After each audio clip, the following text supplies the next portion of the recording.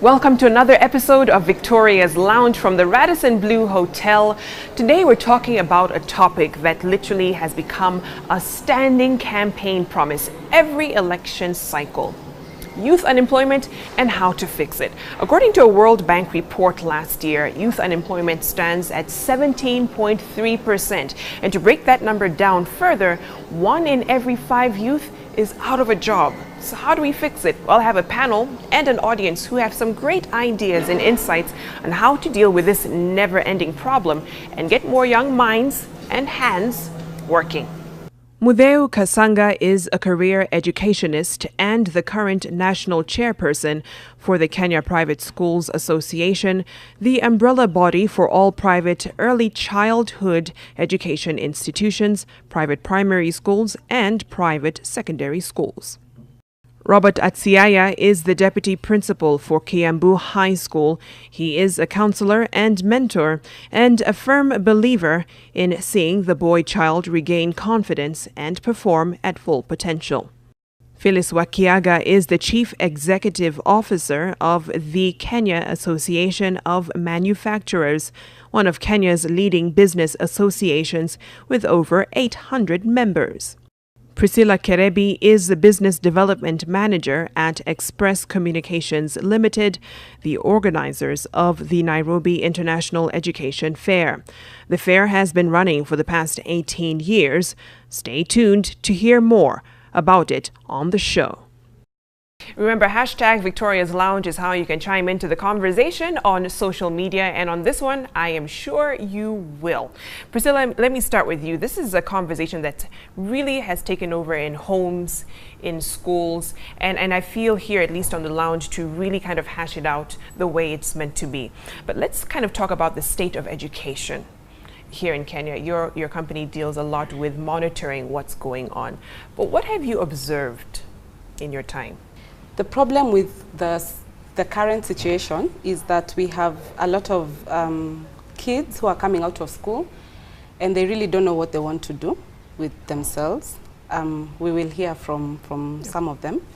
And we just want to have a discussion and a conversation about how we can bring together the students, institutions of higher learning, and industry. Because I think it's important for them to interact with industry and know what is expected of them once they graduate from high school or college. So from your interactions, is it that they don't know what to do because they're spoiled for choice, or they haven't been exposed to enough? They have not been exposed to enough. They have not had the guidance that I think they need so that they can be able to make informed choices.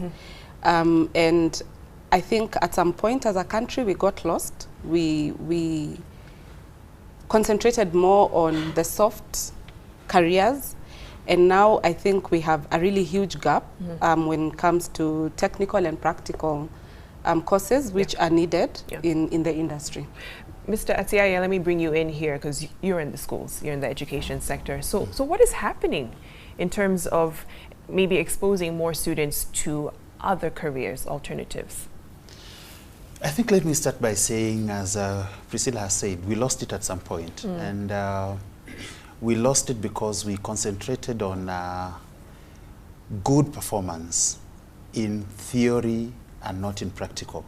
We left out the vocational courses, we left out the practical subjects, and even in the subjects where they are supposed to be practical work, they have actually been reduced to theory exams.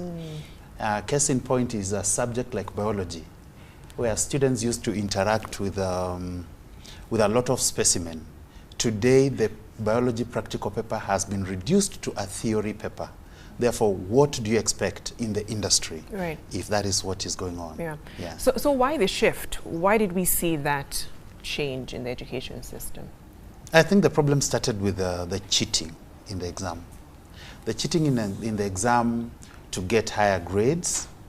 And the schools are the ones which perpetuated this, because if my school appears as the best, then I stand to gain as maybe the principal or the deputy or the teacher. And the parents also want that.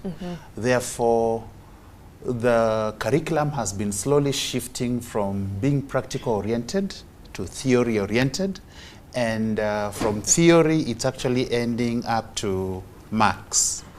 It's no longer what the concept, it is the content and how much I can regurgitate. So Mudeo, let me bring you in, because it seems then that the education system is preparing our students to be degree holders and not workers either for themselves or for someone else. Yes. Yes. Actually, you get 400, you get an A at class 8, you get an A at Form 4, then you get a first class, but you don't have the skills and competencies for life. So Mudeo, how do we remedy this? We have no problem with kids going to school for 8 years and then 4 years.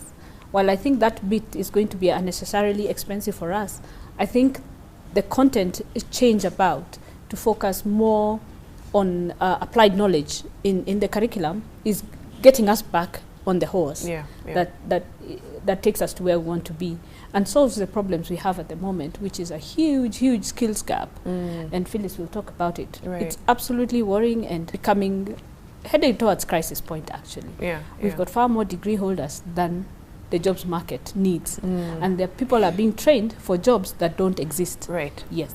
So where's the gap? Where's the disconnect, Phyllis? Because it seems the students don't know what to train for, at least where the demand is in the job market. I think there's a big gap between the industry and the academia.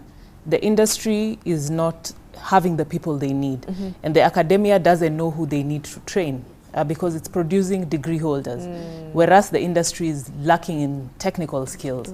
So you can't get a mechanic, you can't get an electrician, you can't get a plumber.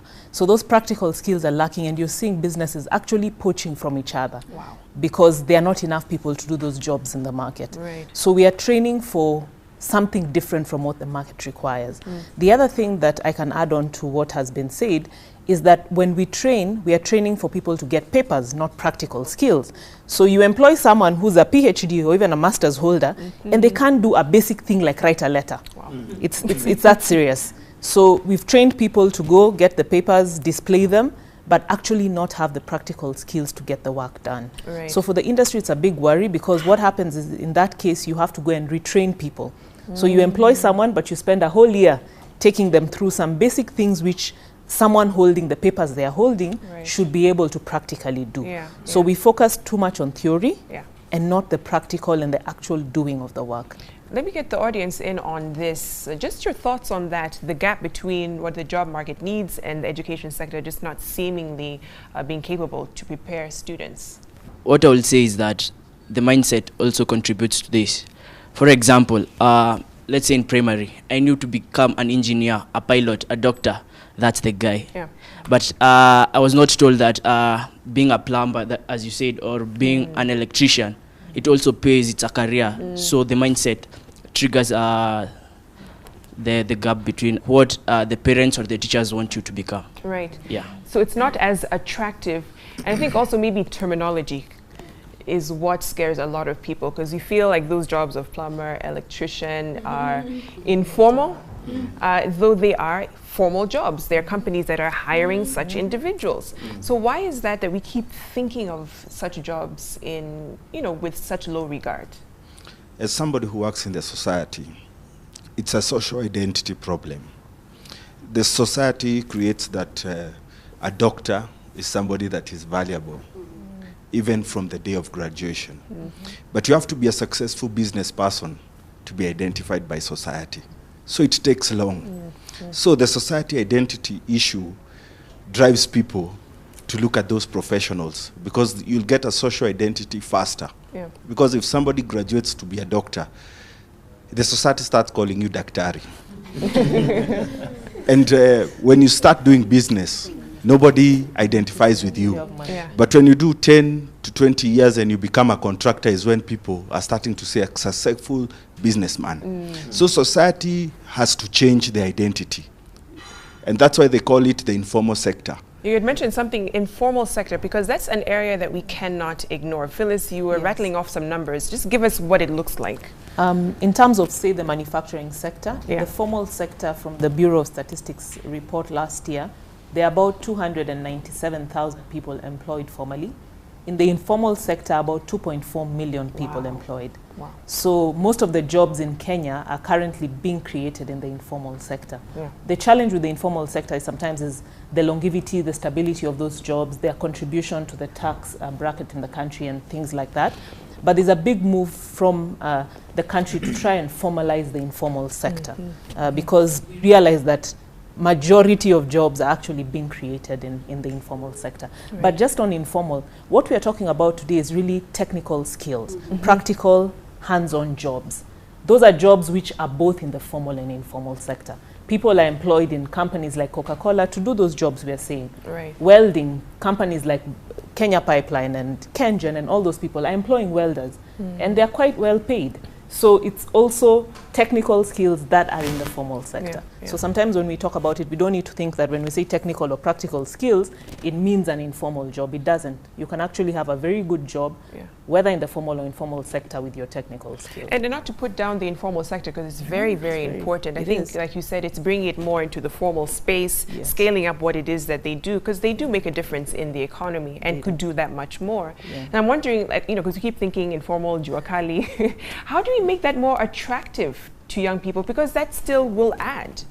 Yes. The government is doing much in as far as making that space more attractive, the support they're giving entrepreneurs. However, I think they're failing a little in as far as the education sector is concerned, in that the subjects that are still taught, there's no emphasis on the practicality of them, the skills bit of them, which I think makes it more lucrative and makes it more attractive to a student who's doing such areas. And I think, in my opinion, if that was touched and something done about it, it would be very, very good. All right. On that note, let's take a short break. I see some hands up in the audience. We will get to you after the break. You're watching Victoria's Lounge. We'll be right back.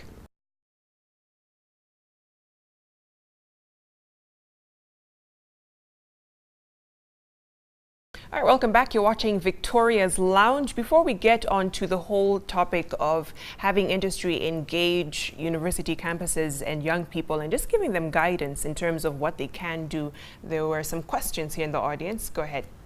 It's all about the mindset. I can give an example.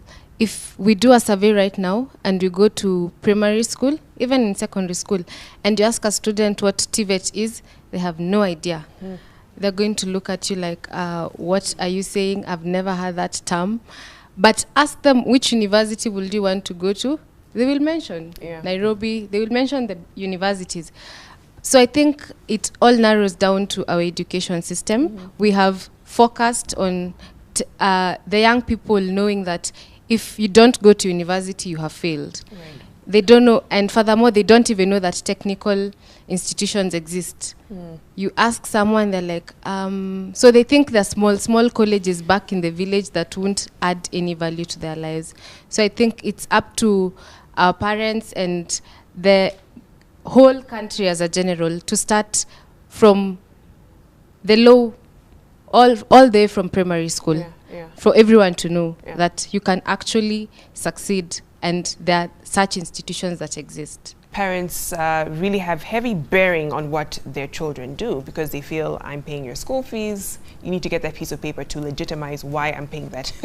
So how do we get parents to change their thinking and to change their minds in terms of what other careers are out there apart from the traditional? Yes, were there? I was just talking to Phyllis in the break, and I was asking her if she's ever employed anybody from Starehe. And Starehe has a requirement that by the end of each year you must do this much work, and they actually assist those who can't get work to go and have these 2-week stints anywhere and everywhere. So by the time these students finish Form 4, they know what the workspace looks like, they know, and they choose their careers slightly better on average than the rest of us who go through other systems. Some private schools have started doing it, and already the market is feeling the difference in the graduates of these schools. So it is doable. It is very doable, because schools can be the change agent in this case. The schools can force parents to think a certain way and to live a certain mindset.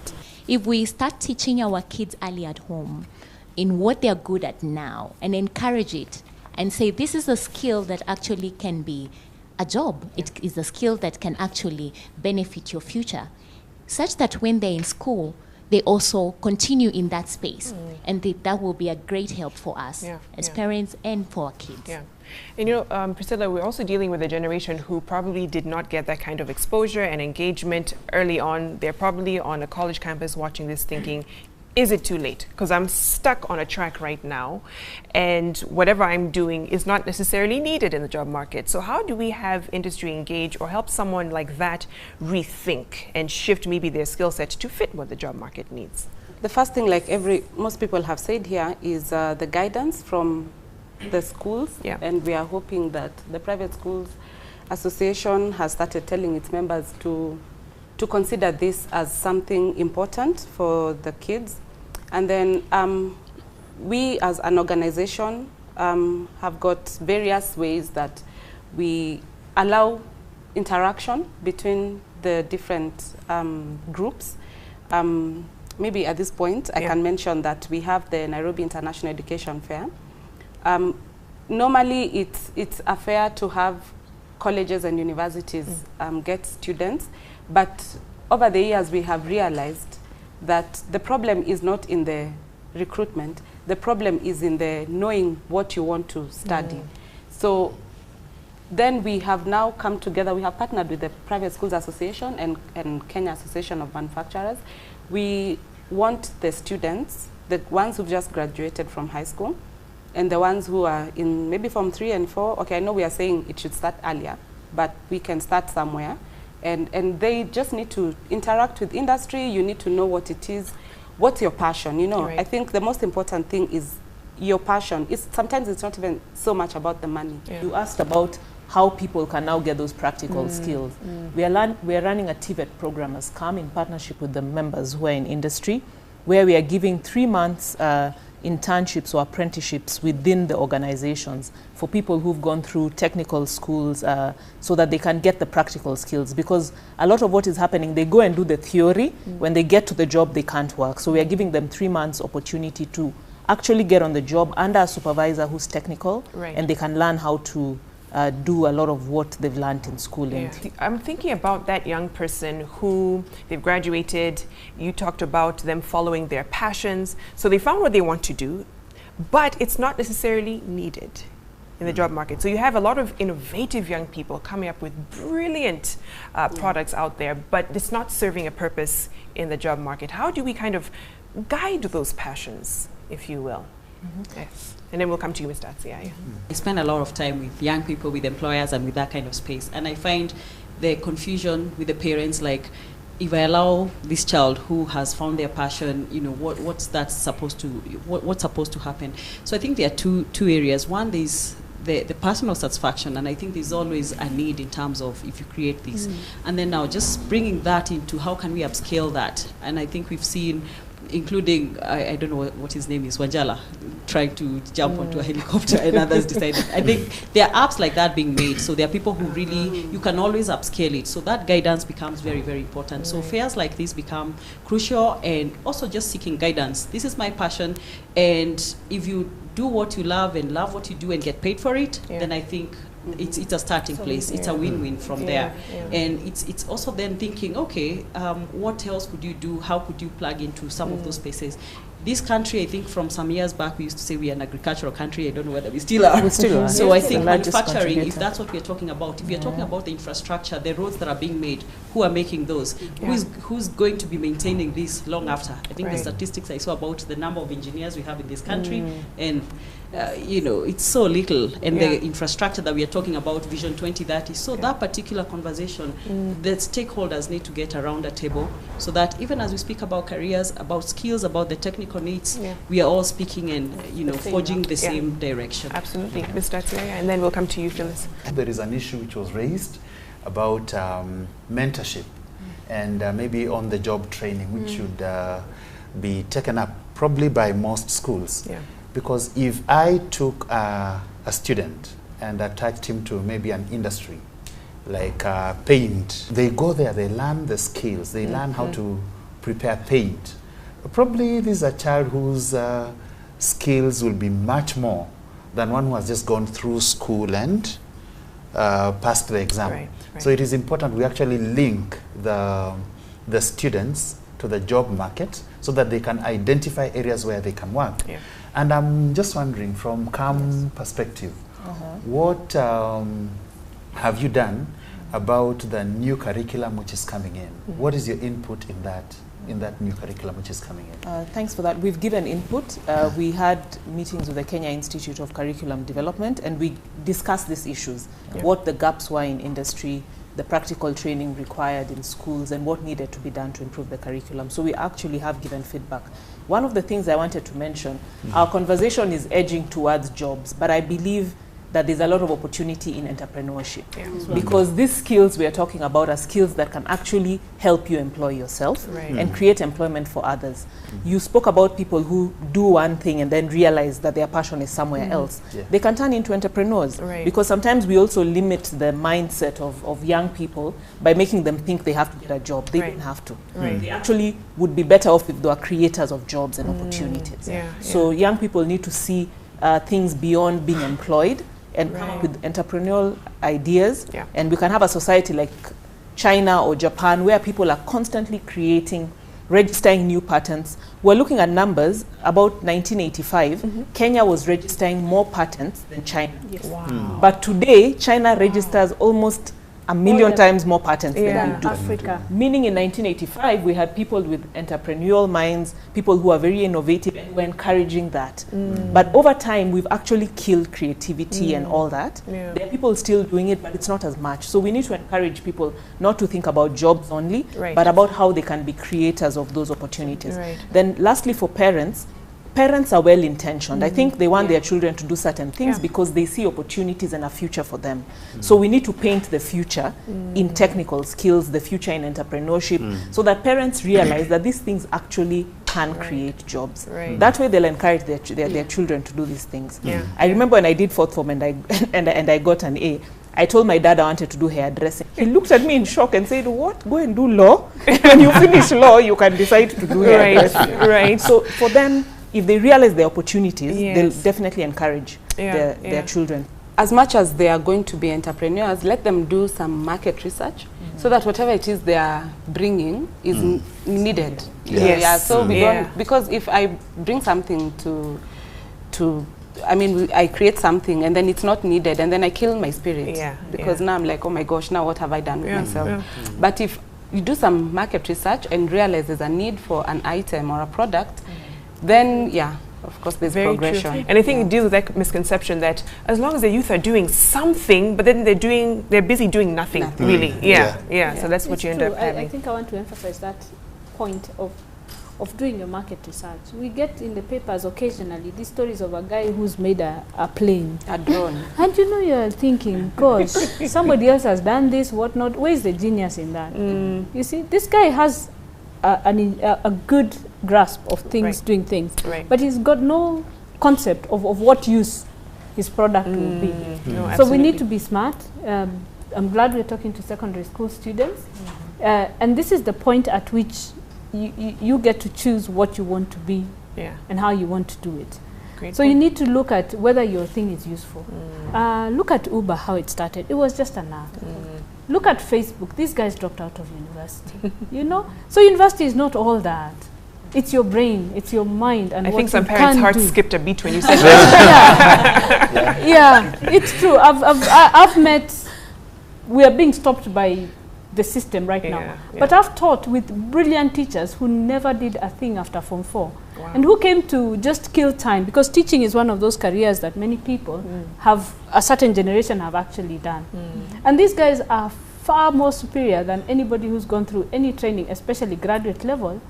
And I now regret what we are doing in the education sector, because we are locking out people who never knew that these careers are good for them. Because we are the biggest culprits as teachers. We never tell students, be a teacher, or show them. It's a hands-on skill. It's a hands-on skill. I think this conversation is sort of highlighting where the gaps are. Absolutely. And pointing to where the solutions are, because we do have the solutions. And appreciating the power that teachers do have. A lot of, especially women who entered the STEM kind of careers, said it was a teacher who believed in me and told me I could do it. And that's what made the difference. Absolutely. So let's take a short break. I see a lot of comments waiting in the audience. We'll be right back. You're watching Victoria's Lounge.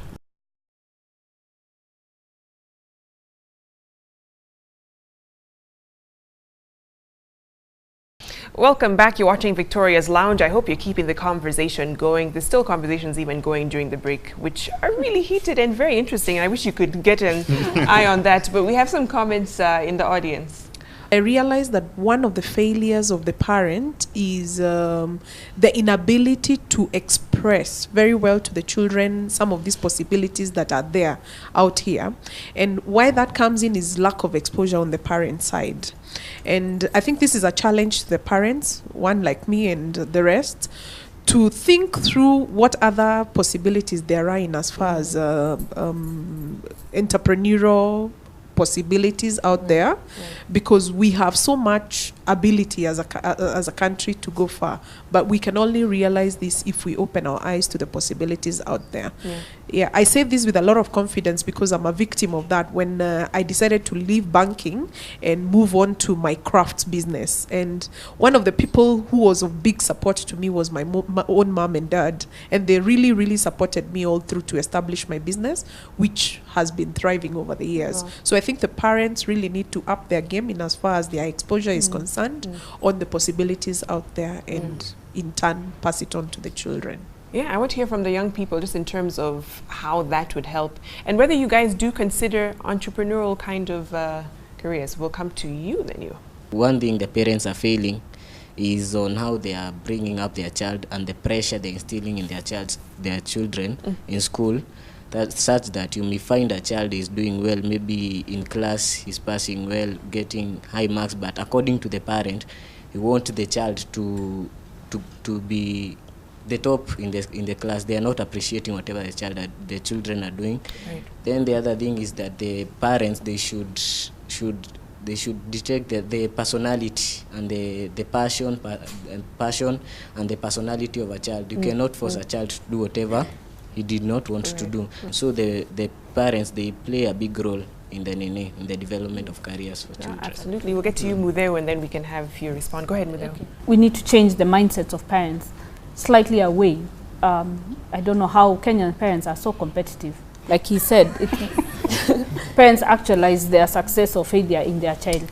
So we do need to remove this element of exams, and I believe that the extreme competitiveness that breaks children and is creating this particular type of skewed training.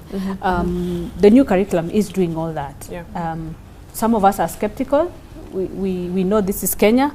If we can cheat in a national exam, how is it going to work out where there are no exams and just self-assessment? But on the other hand, we did change into 844. So this is doable. This is the new curriculum. And someone had mentioned during the break the importance of parents allowing their children to fail. Because that is also inevitable, and life will fail. So how do we get more parents to open up to that whole idea of, even if they fail, they're not a failure for life. They may have failed in one thing, but that should not be the entire indictment on their school career or life. There was a comment in the audience there, and then we'll come to you. So the lady in purple. We've talked much about technical skills. So I'll diverge a bit and go into the inner self, emotional intelligence. I always go back to child development from when a child is young. How much do we allow them to explore? How much do we allow them to understand themselves? How present are we as parents to be able to actually observe who our children are? Because when they're younger, if you ask my 4-year-old son who he is, he probably may not be able to, say that very clearly. But as I observe, I'd be able to know this is what he's good at, this is not what he prefers. Again, emotional intelligence, there's a lot of, and Phyllis may be able to correct me on this, there's a lot of lack of confidence. You have, skilled people who are knowledgeable and are skilled, but with very low self-confidence, with very low ability to be patient, to fail and try again and fail and try again. And we have a workforce that comes up that wants things happening by magic. For me, that's an indicator of low emotional intelligence. So again, my fear is that we might start looking so much into technical and forget that it has to be a fair balance, that technical has to be top-notch, but so does the development of the person. For this person to become the owner of, the founder of a manufacturing plant, you need to be an emotionally intelligent person to actually succeed, to be able to support a working force, and part of this starts from childhood. So I think that's also another aspect that we really need to look into. How do we bring up more confident students and individuals?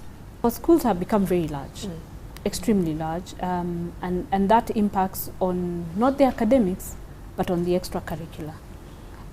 If you have a school of 1,600 and you still have one football pitch, that means only 22 students will be playing at any one given time. Right. So we need to rethink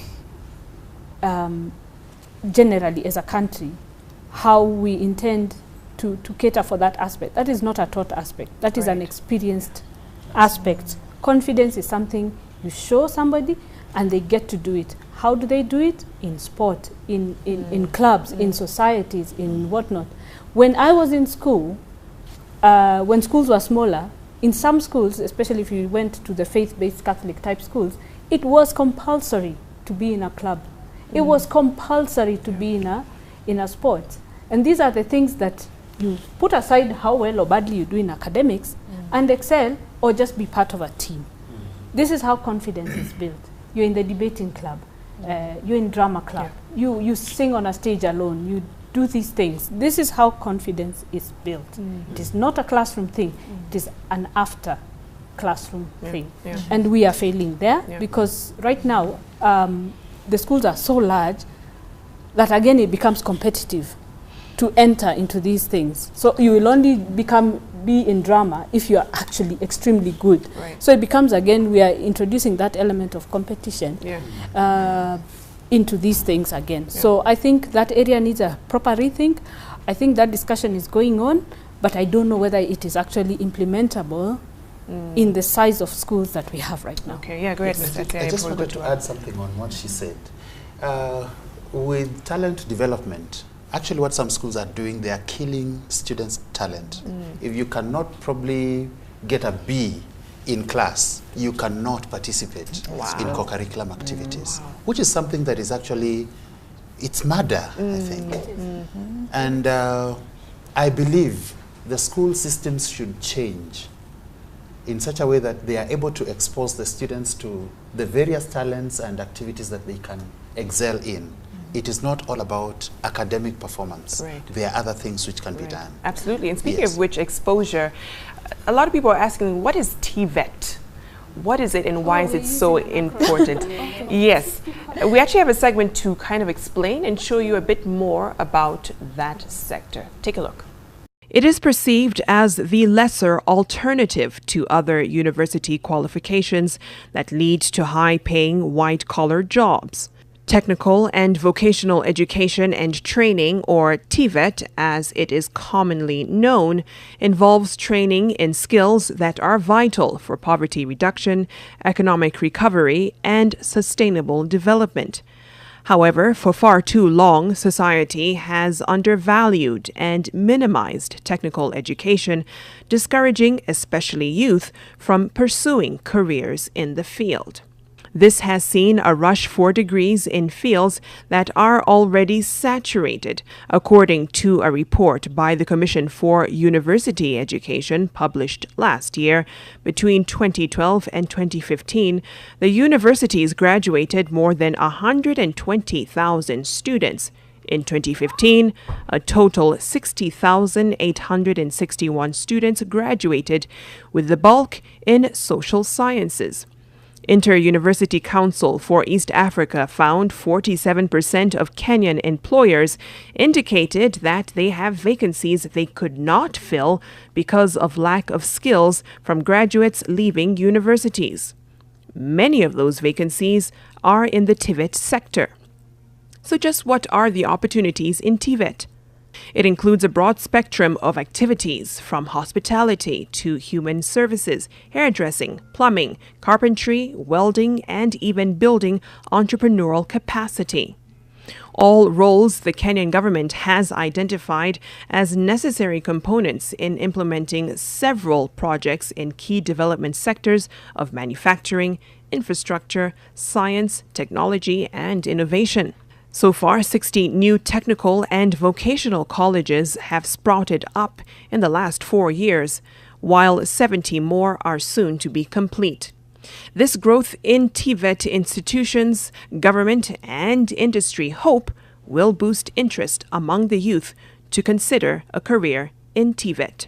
All right, so that just kind of gives you an idea of what that particular sector or career would entail. And you're going to go more into detail about that in the expo that's coming up today, actually, and through to Friday and Saturday. But just tell us more about what the students and people attending can expect. Okay, so we have, it's two-phased. We have got the colleges and universities that are in attendance, and they are going to be looking to speak to students. Yeah. And then we have got a career seminar, and that's where we are inviting parents, we are inviting students and high school graduates. The career seminar is going to be run by industry players. We have construction, we have got manufacturing, yeah. We have got health, we have got, and in health, we are not just talking about the doctor, we are talking about nursing and everything else that happens in health. So it's an experience which we think is going to help in this process that I think as a country we need to get into. And we believe that it's really going to help the students and even parents, because we've said we want them involved, to help you, guide you. And once you're done listening to the presentations, then for sure you can know what you want to do with yourself. Maybe you want to be an entrepreneur, maybe you want to study, and the colleges will be there to take you through. All right. Yes. I think on that note. Yes, and this starts today. Yeah. It started today. Yeah. Goes through to Sunday, 12th. Okay. So, welcome. Great. Open invitation to our Open viewers. Invitation. Yes, and to the audience as well. Yeah. It's going to be at Sarit Center. Sarit Center. Okay. Every day from 9 to 6 p.m. Okay, perfect. So no excuses, people. Make sure you head on over. Thank you so much to the audience, to my panel as well. I know we can continue with this conversation for weeks. But thank you so much for watching. There's so much that you can do. So if you want to find out, if you're one of those young people who are wondering, how can I add value? There's so much potential that I have, and I want to make a difference in society. Well, this fair is just for you. So Thursday to Sunday, make sure that you are there and see what you can do to make society a bit better and also add value to yourself. Thanks for watching Victoria's Lounge. Thank you to the Radisson Blu for hosting us. Keep the conversation going on social media using hashtag Victoria's Lounge. Let's do this again next week. Have a wonderful evening.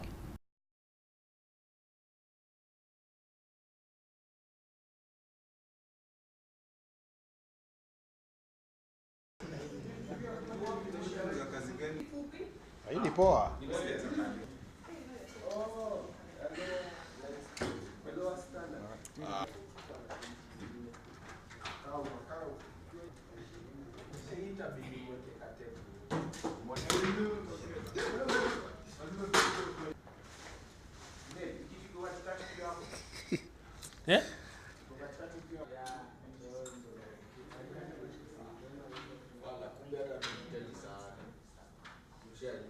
Who's directing? Who's directing?